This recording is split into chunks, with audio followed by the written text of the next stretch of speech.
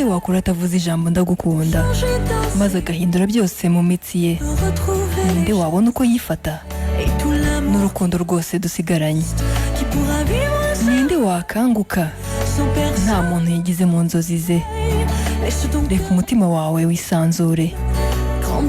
Gukura ni ukuvuga ndagukunda.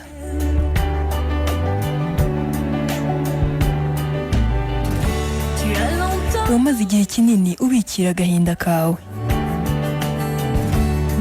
ariko igitondo kimwe urashyira urabyuka.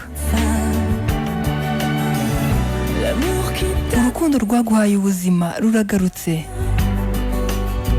Umutima wawe wari waragusezeranije ukwezi, none wakubonye.